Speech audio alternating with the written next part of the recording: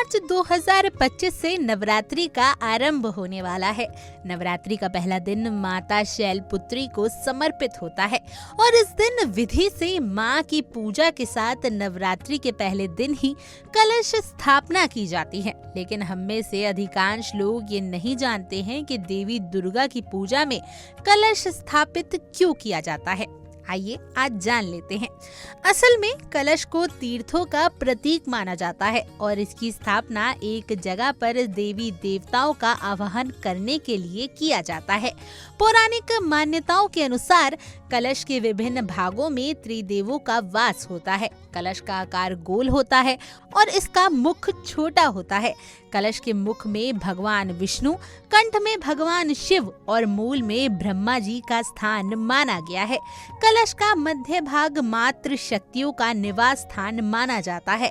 इस कारण से नवरात्रि में कलश स्थापना का विशेष महत्व होता है।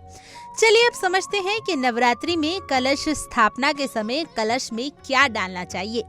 पौराणिक मान्यताओं के अनुसार खाली कलश को शुभ नहीं माना जाता, इसलिए कलश को पहले पानी से भर दिया जाता है। पानी से भरे हुए कलश को संपन्नता और धन धान्य का प्रतीक माना जाता है। कलश को पानी से भरने के बाद कलश में दुर्बा, सुपारी, अक्षत डालें। इसके ऊपर आम के पत्ते लगाएं। दुर्बा को संजीवनी के गुण, जीवन और उमंग का प्रतीक माना जाता है।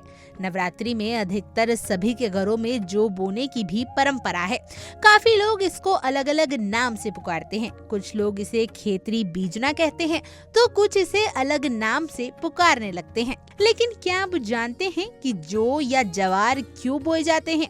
नवरात्रि में कलश स्थापना के समय जौ बोना शुभ माना जाता है। ऐसा माना जाता है कि जौ पहली फसल थी, इसलिए इसे पूर्ण फसल का दर्जा दिया जाता है। जौ को सुख, समृद्धि और संपन्नता का प्रतीक माना जाता है।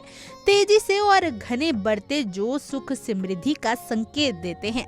मान्यता है कि सृष्टि की रचना के बाद सबसे पहले जौ ही उगा था। इसी कारण से नवरात्रि के दौरान कलश स्थापना के समय जौ या जवार बोए जाते हैं।